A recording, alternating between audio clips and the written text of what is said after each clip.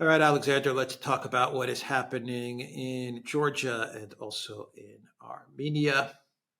Protests in both countries, but two very different types of protests. One protest is authentic because there are no EU flags. The other protest doesn't seem very authentic because there's a lot of EU flags. And we got the word just moments ago that that the law for the foreign agents bill has uh, has been passed.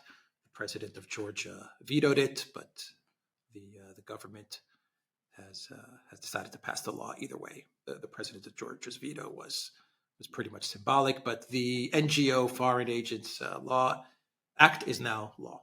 So that is the latest update on Georgia. But two very different types of protests. What do you make of them? Maybe we start with Georgia first. Yeah, I think so. Let's And then start with segue to Georgia Armenia. first. The important thing about the protests in Georgia, as you rightly said, is that firstly, they have a very artificial look about them. I don't mean that all the people who've come out and protested, every single person there has been paid to do it or anything like that. No doubt a lot of them believe it. But this has basically been organized by the NGOs themselves, by the people who worry that they're going to lose out as a result of this law. And of course, the key thing to understand is that elections are coming in Georgia, parliamentary elections. This law makes it much more difficult from this point going forward for the NGOs to influence the outcome of those elections, which is what this is all about. Now, opinion polls suggest that the current government is going to win those elections and win those elections by a decisive margin. I expect protests to continue up to the elections. I suspect that after the elections, we're going to see more protests still, denying the legitimacy of the elections. There will be lots of attempts to claim that this is a seizure of power, an illicit seizure of power. There have been all sorts of comments about how this is a Russian power grab underway in Georgia, for which, by the way, there is no evidence whatsoever. I expect that there are going to be sanctions from the United States and there's going to be sanctions from the European Union. But I still think overall that the government and the government party, which have held together surprisingly well under all this pressure, are going to see this thing through. And I think they're going to win the elections. And I think they're going to consolidate their control of Georgia thereafter. And I think this is a decisive and important event. And though it's not been given much publicity, certainly not in the West, it seems that the other thing that maybe some people were hoping for, which is that the European Court of Human Rights would order Mikhail Saakashvili's release. You remember he's the pro-Western leader of Georgia who came to power as a result of the Rose Revolution, the NGO revolution, as I've also heard it described as, the person who ultimately leads this movement of which the NGOs are part. Anyway, the ECHR has said that he's in prison lawfully. Well, actually, he's in hospital at the moment, but he'll be sent back to prison. He's imprisoned lawfully, and that's where he stays. And I think without him, again, I think they lack the figure, the personality to lead them that they were hoping for, and that this has been a big blow to them also.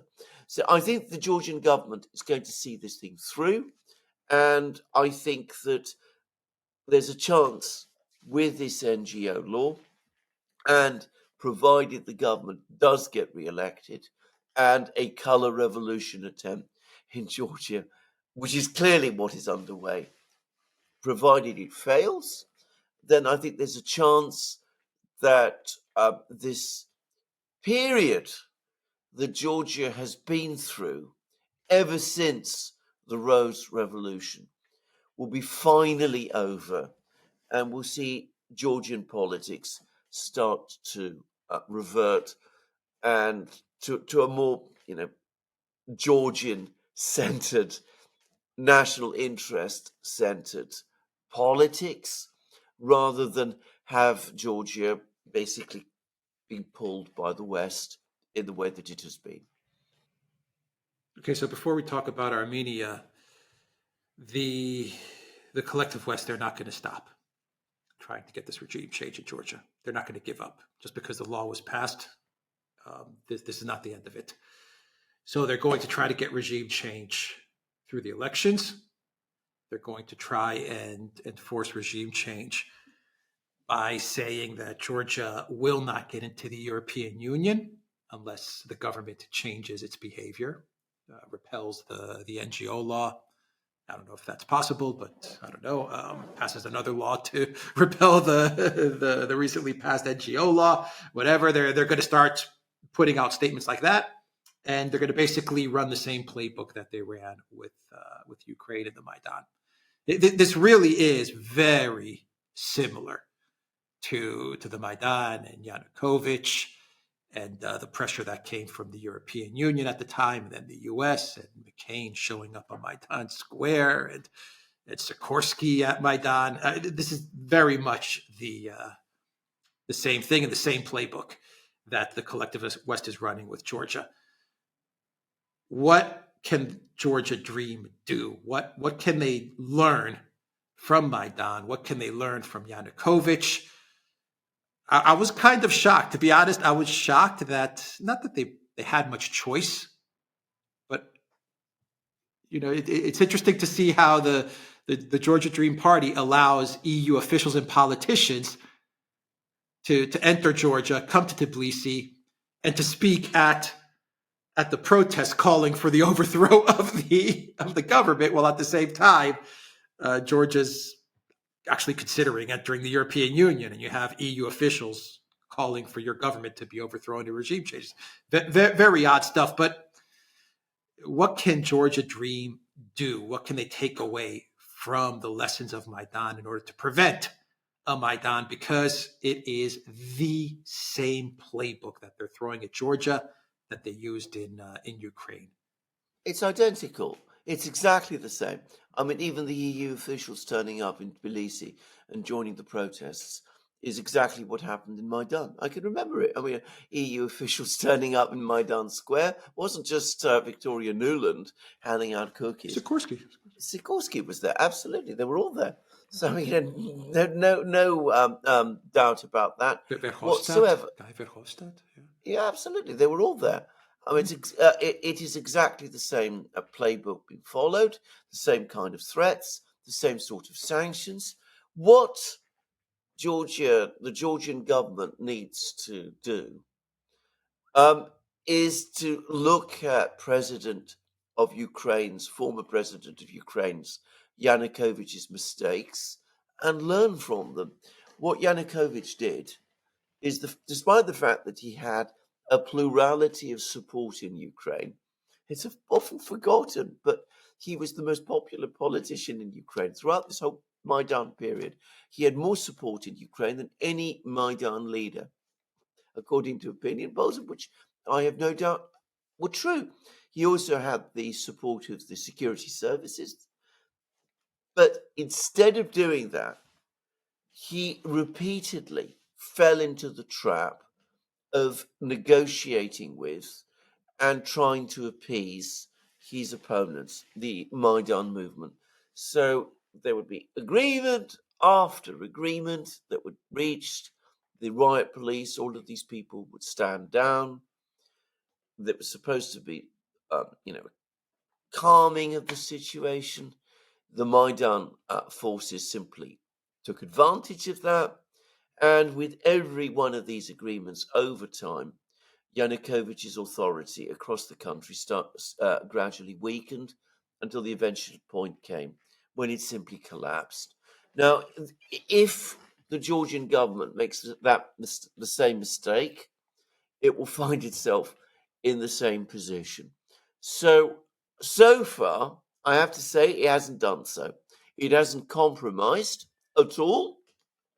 It's pressed forward with this law.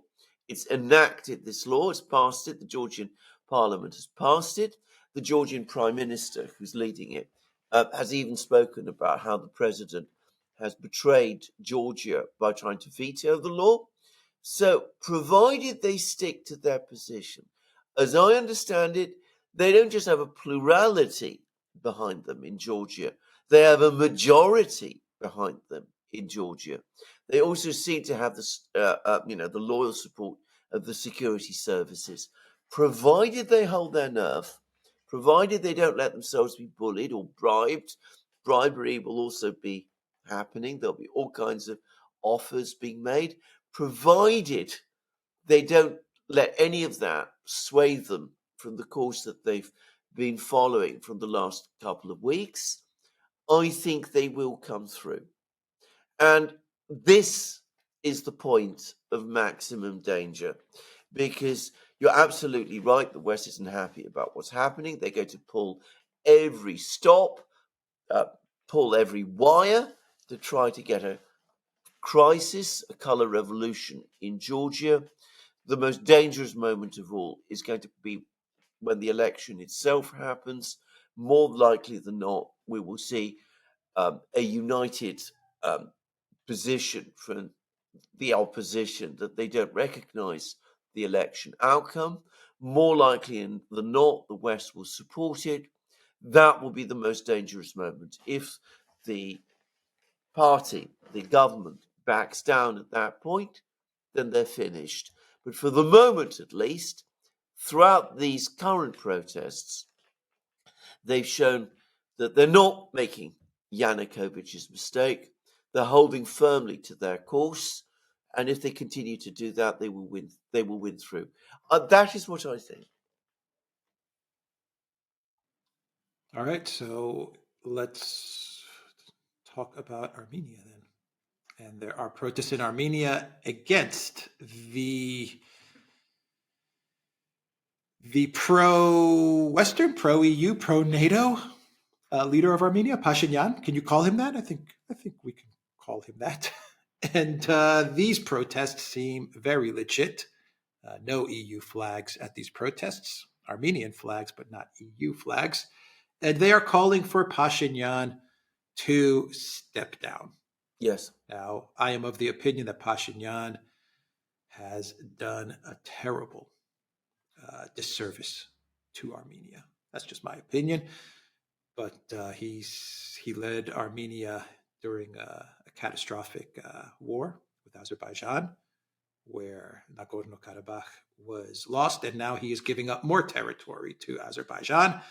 We said in videos in the past that this was what Pashinyan, in a way, was aiming for, because by getting rid of Nagorno-Karabakh, this disputed territory, as the West saw it, he would free up his path to enter the EU and eventually enter NATO.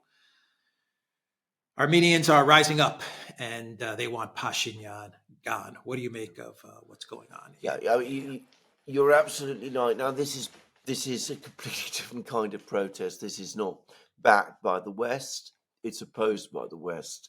It's not fomented by the NGOs. It's opposed by the NGOs. The NGOs in Armenia support Pashinyan. It was they who brought him to power. That's exactly the same thing happened as in Ukraine, though obviously on a slightly smaller scale. There was a protest movement against the previous Armenian government, the one that existed before Pashinyan. Many of the same claims about corruption were made against that government that were made against Yanukovych's government. Probably there was some truth to those claims. One shouldn't be naive about this.